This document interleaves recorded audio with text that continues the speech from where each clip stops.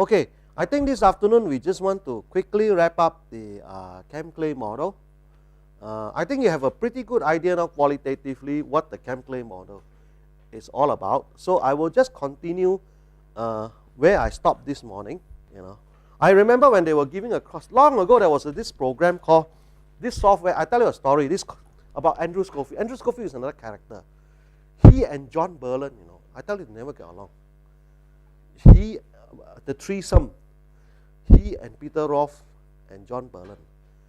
The later years, the quarrel is just unreal.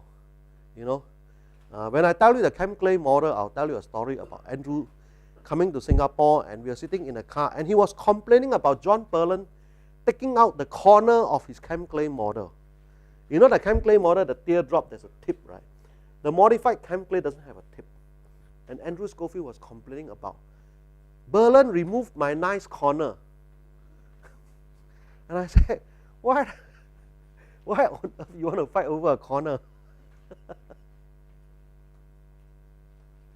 Anyway, there was a story someone told me about this course. It's a finite element course on a program. Long ago, it's this program called SageCrisp. And Andrew is a character. I mean, somehow all these Cambridge professors, they have some kind of character. They have some kind of character. 4-letter word, everything will come out. And Andrew was, because it was in Cambridge, so out of respect for the old man, they got him to give a lecture. So they had a problem because Andrew is a lousy lecturer, I tell you that. I sat in his 16-hour course on centrifuge modeling. The first day he come in. There were 4 of us only, in the class. Very small class, very easy to teach, no problem. And in my year, the PhD student only 4. So I was sitting there, and he said, Lee, can you go and, in those days, they don't have PowerPoint like this. They have the carousel, the slides, actual slides. And the thing goes like a merry-go-round, and somebody has to go and operate it. So he said, Lee, can you go and operate it? So I went to the back, and I thought, that's it, I've missed my opportunity to get the notes, because you have to copy notes. So, and then he went on, he's got like 2 carousel, and just go one after another in rapid succession. So after he finished, I got down from the thing, and I asked my friend, I said, hey, look, can you pass me your notes? The guy just hold up a blank sheet. You miss nothing. That's Andrew. So anyway, they had a big problem with this guy, my supervisor, trying to see what is the best slot to fit him. They all have problems with their supervisors. Where was the best slot? You can tell her the same story, right? Where is the best slot to fit him? And then they figured the best slot to fit him is the graveyard shift, because that's after lunch. Everybody will be sleeping. It doesn't matter if you talk nonsense. Nobody cares. So basically, they fitted him just like this, and surprising, it was complete surprise to them. Andrew came out, I tell you, the whole session he was scolding and cursing Berlin, that bastard John Berlin, this, and everybody just woke up. What the hell is going on? Anyway, that's Andrew Schofield. Roscoe is no better. Roscoe is no better. Roscoe used to literally go overtime. A 4 to 5 lecture will go up to 4 to 7:30 in the evening. The wife come in and say, Ken, we got visitors tonight, You know what Ken say? F the visitors. I carry on.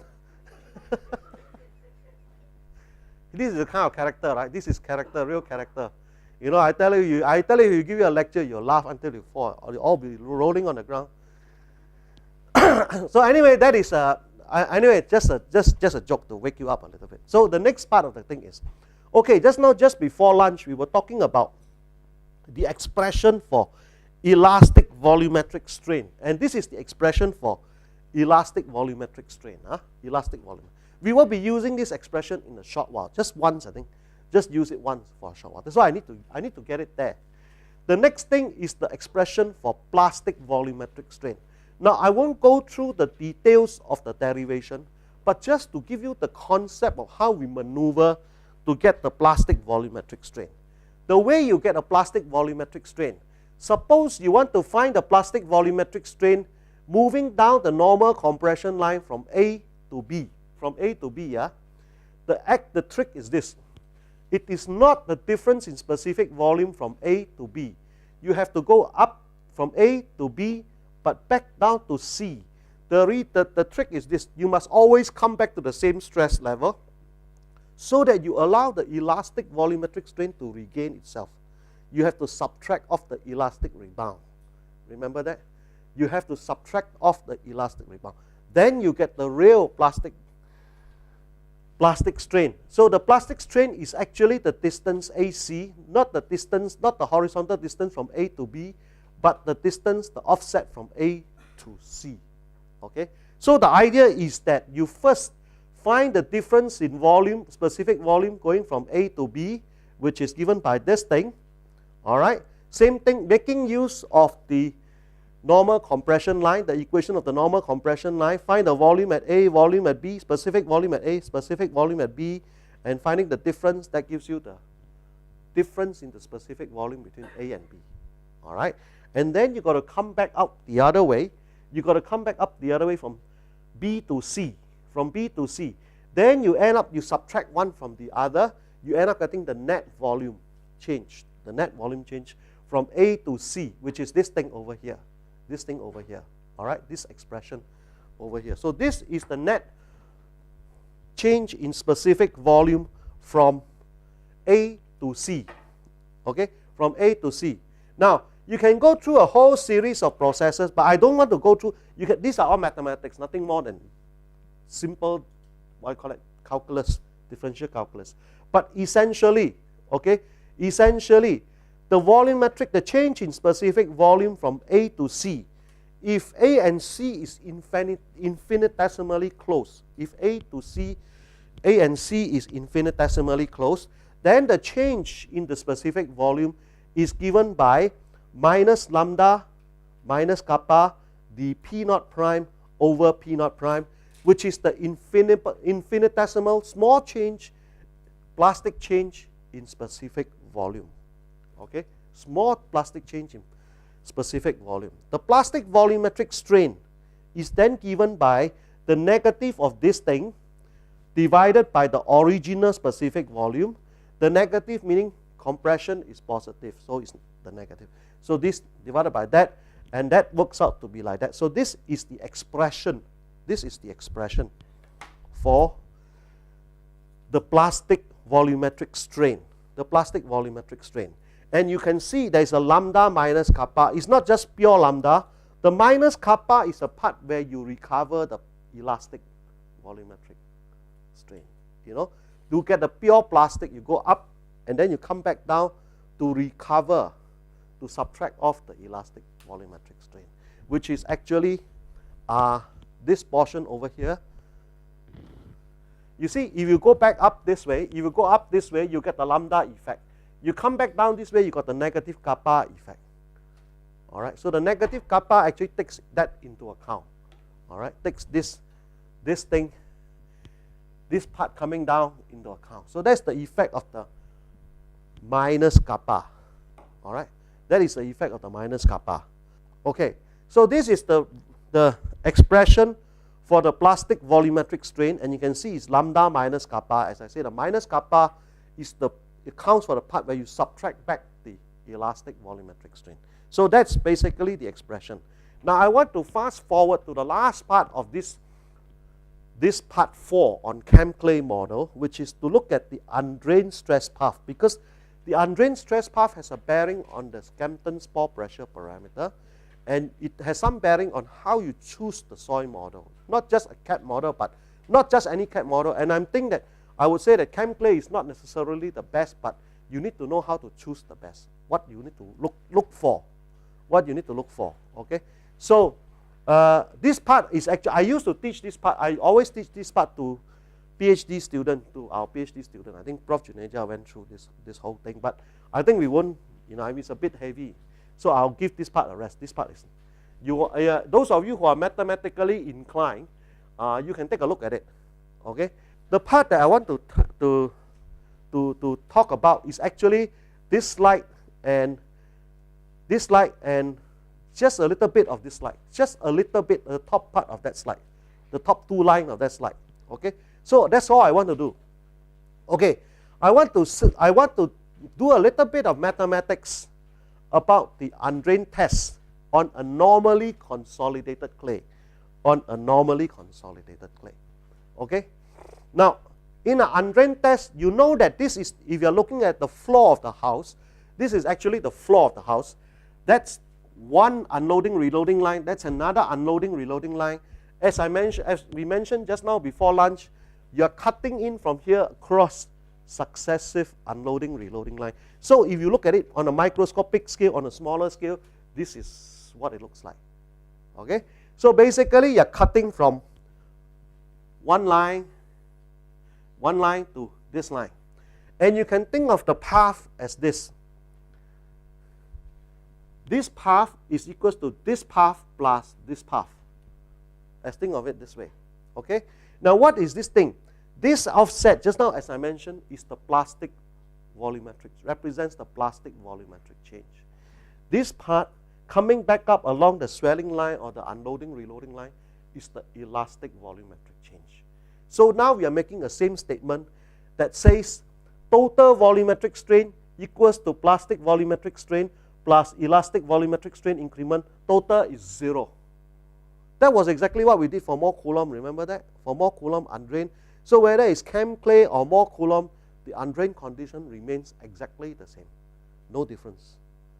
No difference. Okay? So we are enforcing that undrained condition as well. We are enforcing that undrained condition as well. So now, if we enforce that undrained condition, in the previous two sections that we did, which is just before lunch and just after lunch just now, we talk about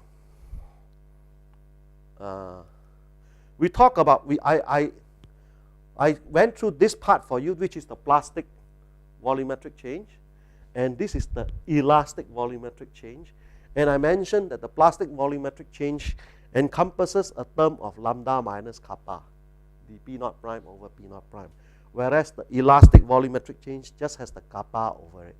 Okay, so this is the plastic volumetric change. This delta VBY is the plastic component. This is the elastic component.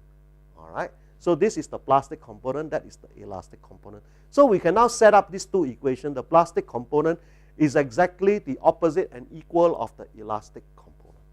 Clear? Okay. And after you do some simplification, you get this thing. Okay. Now we now turn to the U locus. The U locus is given by eta over m. This is Q over P. Yeah? Q over P dash.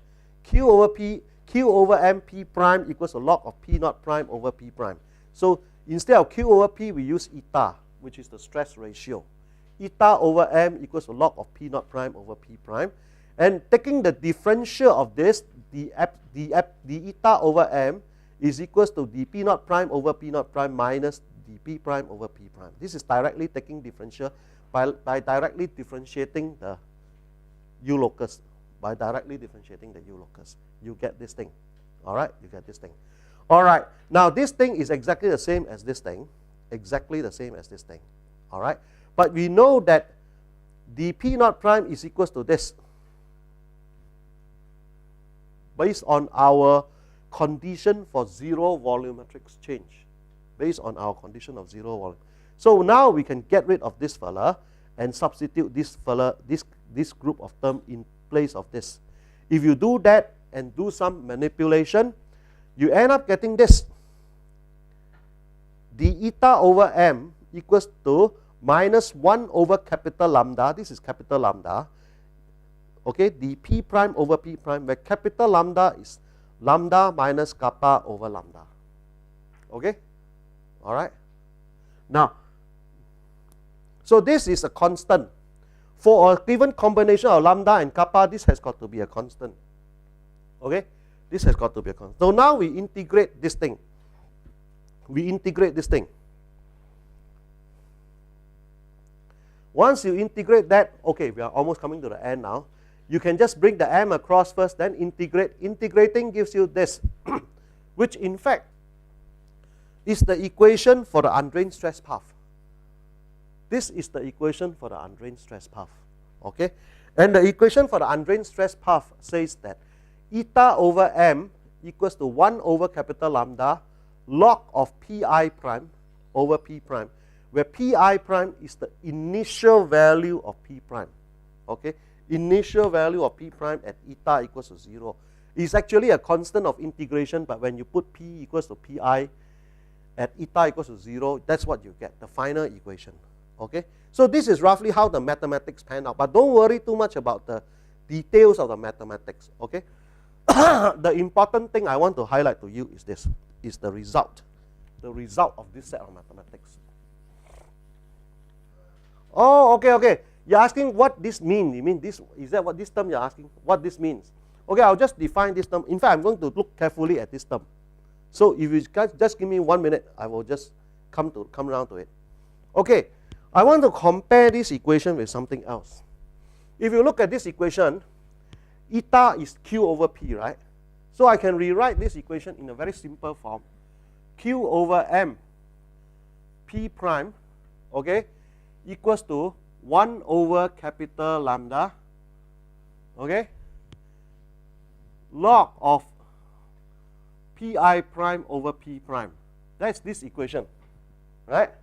Okay, pi, what does pi means first? Let us take a look closely at this thing. This is p prime. This is q, all right? Okay, now, supposing your soil is normally consolidated, okay? Normally consolidated. So the soil is normally consolidated up to this particular value, and you start shearing. You start shearing from here, and therefore you get an effective stress path that looks like this. Okay? So what we are saying is that this thing describes this effective stress path. So what is the implication? The implication is that pi is the starting point of this stress path. The starting point of the at stress ratio of 0. Eta is 0. Q over p prime is 0. All right? Q over, that means starting from here. All right? So this is called pi prime. But you realize that pi prime is also the p naught prime of this u locus. Is also the p naught prime of the initial u locus. Okay? And so this is equals to p0 prime of the initial u locus. All right? Okay. Now we look at the original Chemclay u locus. The original Chemclay u locus says q over mp prime is equals to log of p naught prime over p prime. That was the equation we just saw just now. All right? But we know that p naught prime equals to pi prime. Okay? So therefore we can say that the Chemclay u locus is log of pi prime over p prime. Agree? Okay? Now you compare these two equations, you suddenly realize that on the left hand side is identical. On the right hand side is almost identical except for this term. So now we take a closer look at this term. Okay? Our definition for capital lambda is lambda minus kappa over lambda. Okay? It's just this lambda. This is the compression index. This one comes from here. This is the equation of the normal compression line, and this is the slope of the normal compression line. So this is compression index. In normal one-dimensional consolidation, we use CC, remember, for log, common log. But because this is natural log, we use lambda. Okay, clear? So this is nothing more than the compression index. So you think about it. Okay, now we take a look at this. This is just a constant. But what is this constant? This is the compression index minus the swelling index divided by the compression index. Now, those of you who have played with consolidation of soil will realize that typically the swelling index is anything between 3 times to 10 times less than the compression index, lower than the compression index. So we can say that kappa definitely cannot be bigger than lambda. If kappa is bigger than lambda, something is wrong with the test. Okay, because you're saying that the swelling is even bigger than the compression. Something is very wrong, right? So basically the kappa cannot be bigger than lambda. Kappa is typically several times smaller than lambda. Okay, so now if you look at this value, this parameter over here, this is 1 minus kappa over lambda, right? This is actually 1 minus kappa over lambda. So obviously if kappa is several times smaller than lambda, this thing must be less than 1. But it cannot be 0. Correct? It cannot be 0 because this guy is much smaller than this, several times smaller than this one. So it's 1 minus something that is smaller than 1. So it has to be 0 point something. Typically, I would say it's like 0.75, 0.6, 0.8, that kind of number.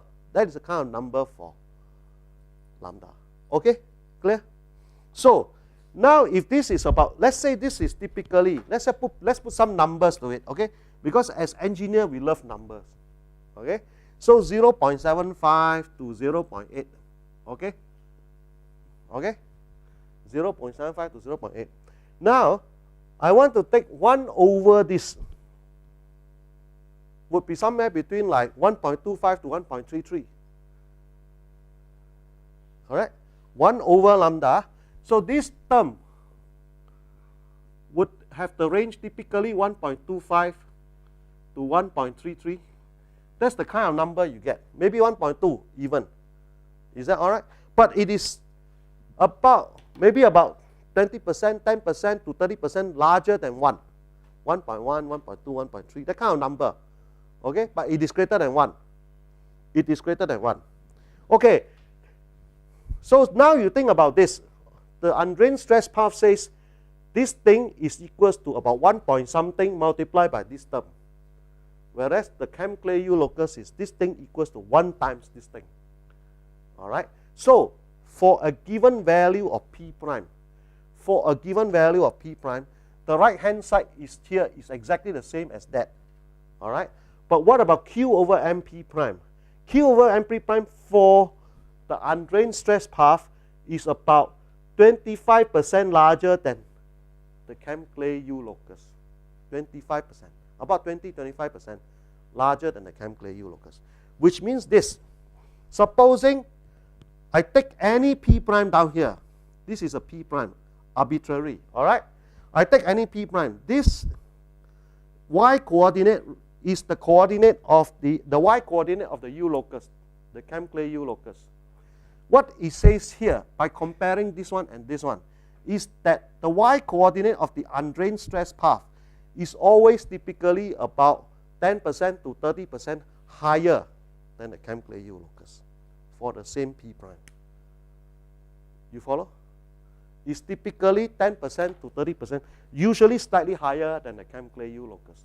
Now what it means is this, that if you see the shape of the cap, you actually have some idea how the undrained stress path is going to pan out. Because the undrained stress path is just going to hover on top of the U locus. It is not exactly on the U locus. It will be exactly on the U locus for one peculiar, one very specific case. Kappa equals to 0. When kappa equals to 0, this thing becomes 1. And these two are identical. Then the undrained stress path is the same as the Chem Clay U locus. Now, specifically what it means is this. If these lines are oriented this way, and this guy is cutting across, this U locus is bigger than this U locus. This U locus is bigger than this U locus. This one is bigger. They are all progressively becoming bigger and bigger, correct? They are all progressively becoming bigger and bigger. So basically, the undrained stress path that you have is touching bigger and bigger and bigger U locus as you go up slightly. So that's why it's floating. Now on the 3D plot, what does it mean? You start from here, then you go up here, but when you go up here, you're not on this plane anymore, you're on another plane close to it, but parallel to it, but not exactly it. You follow?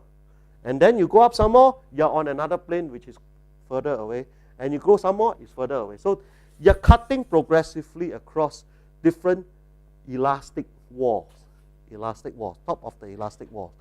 However, if kappa is 0, if the swelling index is 0, then this thing here is flat, horizontal.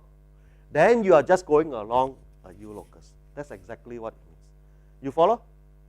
Okay? Now, the upshot of it is this.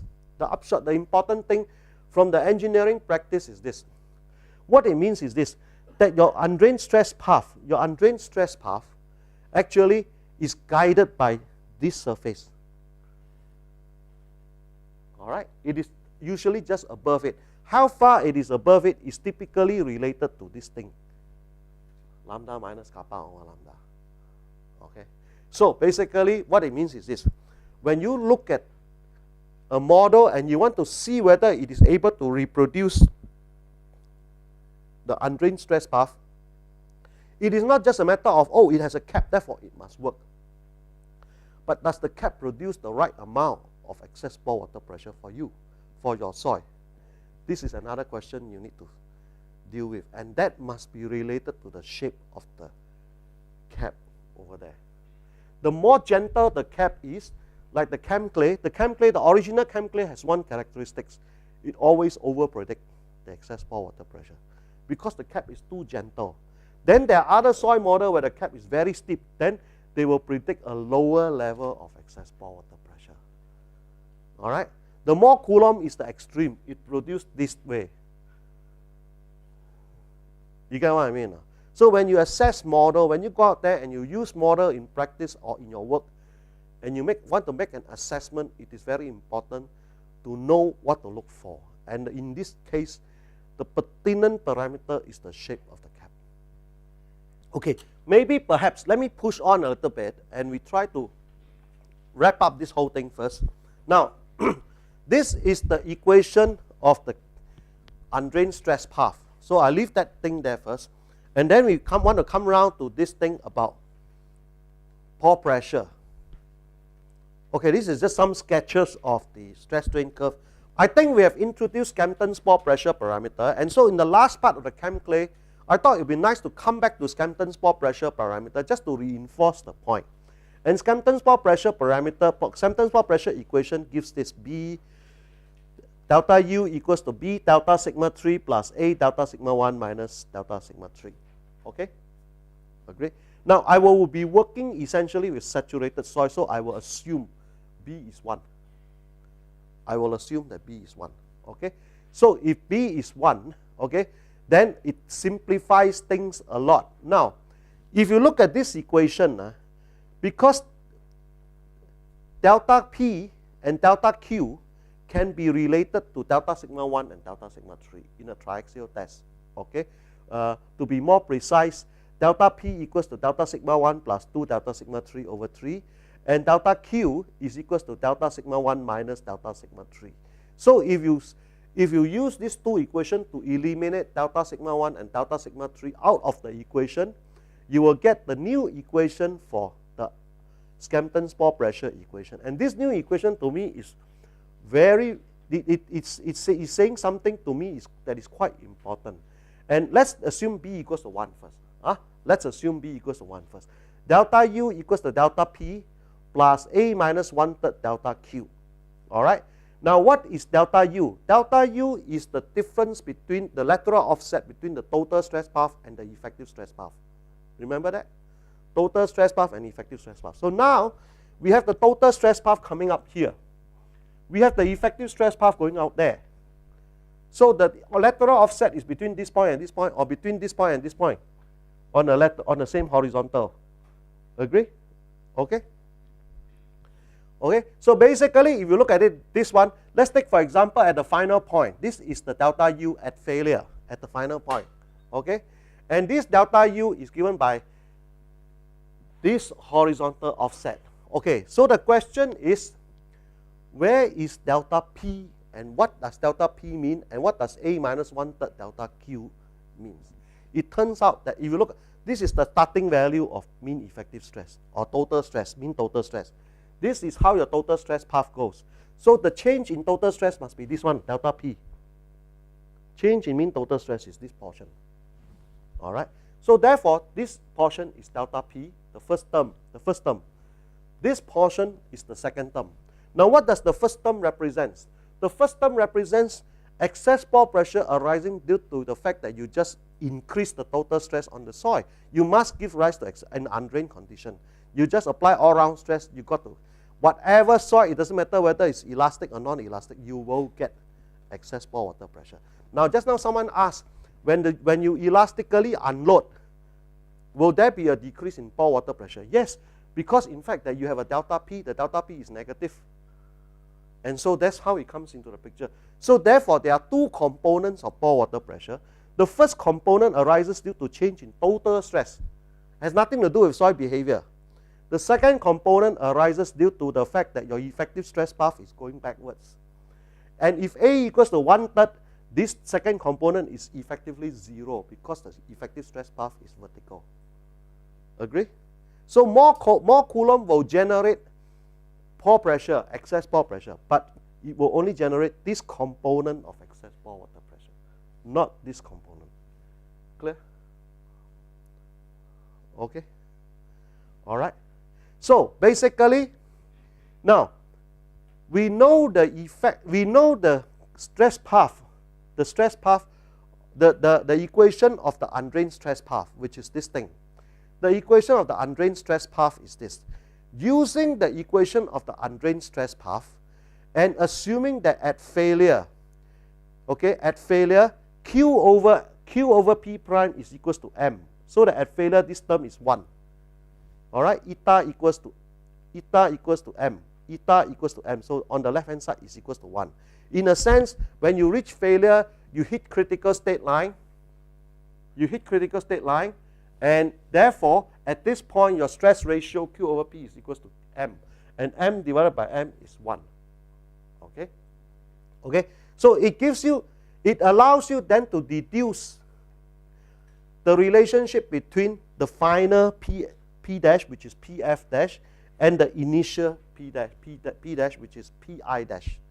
Is that all right? Okay? So it allows you to deduce that because you know the left-hand side is equals to 1.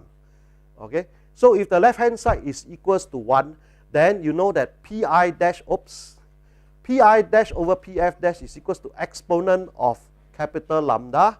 Okay? Exponent of capital lambda. Then delta U is just simply equals to delta P, which is due to the change in total stress, plus Pi prime minus Pf prime. Now what does that mean? Delta U is just simply equals to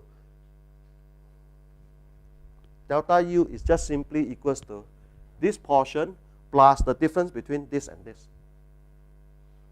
All right? All right? So this portion plus the difference between this and this. All right? So basically, this is how it is adding up together. And the difference between this and this is just simply Pi prime minus Pf prime. And if you work it out, okay, it is equals to this portion here is equals to this. All right? Is equals to this. So now you know that delta U equals to delta P plus this thing. All right? But we also know that delta U equals to delta U for B equals to 1, delta U equals to delta P plus A minus 1/3 delta Q. A minus 1/3 delta Q. So if you compare this plus this, then A minus 1/3 must be equals to this. A minus 1/3 equals to this. And therefore, A at failure equals to 1/3 plus this value. Okay? Okay? A at failure equals to 1/3 plus that particular value. And if you evaluate that value, it typically is just a bit over 1 or around 1, which I think is a little bit high, if you ask me. A little bit high. Okay? Even for Singapore marine clay, is a little bit high. Our experience is that the modified chem clay gives a much better. In general, when people talk about the chem clay these days on the program, they are referring to modified chem clay. But the modified chem clay, which I will introduce to you on Monday, is an onward development of this. It's an onward development of this. But the work equation, the energy equation of the original chem clay is much easier to accept first, okay, than the modified chem clay. That's why I started with the original chem clay. Okay, but Monday we will move on to the modified chem clay. And so this now gives you a way. What it tells you is A chem clay actually predicts the value of A for you, but the value of A that it predicts for you is usually quite high, about 1. Okay, whereas in real soil you may get something like soft soil 0.8, 0.7, that kind of thing. Maybe 0.6, okay, depending on the type of soil. Okay, so basically, essentially, when you are assessing a CAP model, don't just pick any old CAP model. They don't behave exactly the same way. they don't generate exactly the same amount of pore water pressure. You just think, you got a failure envelope that is like that. Supposing you got a failure envelope that is, why is this important? Supposing you got a failure envelope that looks like this. This is your critical state line, which is, in a sense, your failure envelope for chem clay. All right? You start from this point. More Coulomb will say you go straight up, which is highly unsafe for the soft clay. Highly unsafe. All right? Chem clay, original chem clay will be this way, very shallow, which is highly safe. All right? You can have another one which is somewhere in between, or here, or here, or here. The question is, where is your real soil lying? And that must be how you choose your curve. So it's not just any old curve coming this way is going to be right. You know, supposing your soil is reaching at this point, you try to use this point, you're still unconservative. Okay? You're still unconservative. So you cannot say, oh, a CAP model must work. Better check your A value first. What A value is your soil predicting? Okay, if you don't know what to do what I have done with you in the last couple of days. Go and set up a triaxial experiment, run the thing, normally consolidated, see what is the A value is predicting. What pore pressure is predicting. Check, find the excess pore water pressure, substitute into Scamptons, deduce the value of A. Is that similar to what the guy get from his triaxial test result? Whatever is reported to you? This to me is at the minimum check we should be doing. You know? And it's a pity, you know, in Singapore nobody does that, you know. You know, when I assess a project report, everybody is just telling me, I follow Plaxis. Plaxis say EUR equals to 3E whatever not, so it must be correct. I say that's rubbish. You know what I mean? You are putting your life in the hands of Plaxis, and Plaxis is not going to be there when your structure collapses. You get what I mean? So at the very least, I think you need to check out the A parameter. And these days, people are so, soil testing lab are so lazy, they don't even bother to report the A parameter because you know what is the excuse? Nobody ever use it, why should I report it? You know, but it's a chicken and egg problem, okay? If you need to use it and you tell the guy, I don't pay you until you report it, then the guy will report it for you, okay? And then you give him a head, you tell him that every time I want you to report this, then he will report it for you. And if there are people, a lot of people asking it to be reported, I am sure in time to come, it will return back to, it will be reported as a standard. In fact, it's supposed to be reported. If you check the PS 1377, the ISO, they are all supposed to be reported. It's just that people never bothered to report it. Okay? And that's because, you know why? I don't report, also nobody will object. Which means that nobody ever look at it. Which means that I don't bother to report. That's the way they work. It works in practice. So basically, you have to be a one mean bugger to get them to report everything, and then they will do something for you. You know what I mean? But essentially, it's a pity because nobody bothers to think about it. Okay, because that to me is the basic thing you're gonna do. Okay. So I think I've pretty much come to the end of what I would like to cover. Oh yeah, thank you. Come to the end of what I would like to cover, and I hope you get a pretty good, at least a qualitative understanding of chem clay. And Monday I'll be looking at modified chem clay, which shouldn't be too difficult because it's founded on exactly the same principle. It's just the equations are slightly different. The equations are slightly different. Okay. And then I will say a little bit about how you model real soils and what are some of the issues in modeling real, especially for structured soil, like sensitive soil. This is a real issue. In fact, we have experience with that because you know why? Surprisingly, Singapore marine clay is actually structured. It is mildly sensitive with a sensitivity of 3. Sensitivity of 3. So it is mildly, it has a certain amount of structure in there. And if you, okay, but most of the time when you sample the soil, all right, you kill the soil already. Most sampling will kill the soil. Before you even test the soil, you kill the soil. the sampling. But if you take a lot of care in sampling, do very careful sampling, you actually can still detect the structure of the soil that you test, the natural soil. Okay, and modeling it requires a certain amount of practice, amount of judgment, where you are willing to give, what you are willing to give up, what you are not willing to give up. You know, I mean, a lot of people told me that more Coulomb is completely no good for marine clay, and I said not strictly true, because prior to Nickel Highway 2004, people have been using Plexus, people have been using more Coulomb for marine clay. Why was there no collapse? If it is that bad, there would have been a collapse right from day one. Why wasn't there any collapse? There must be other reasons.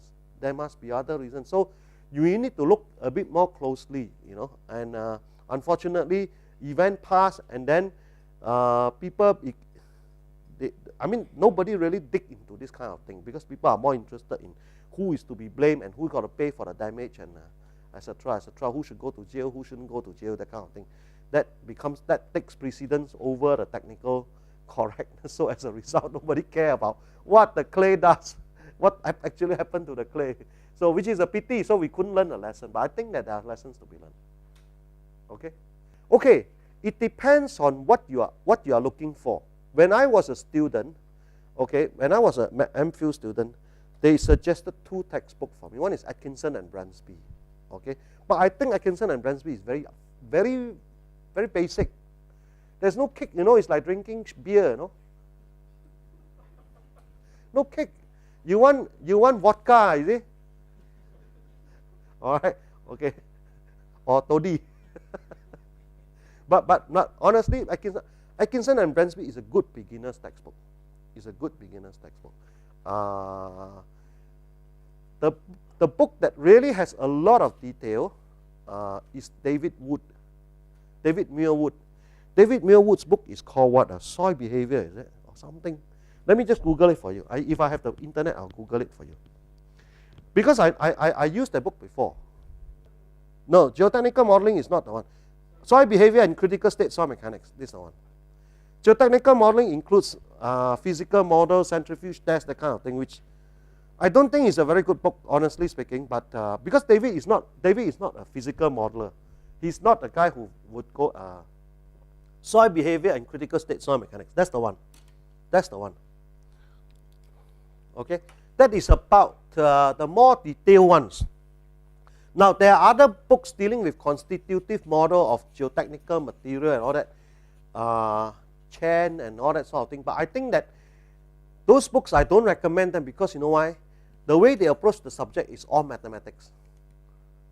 You know what I mean? And then you see, after a while, you just see that you're just doing nothing but looking at mathematics, which to me is not what you want. At the end of the day, you want some physical understanding.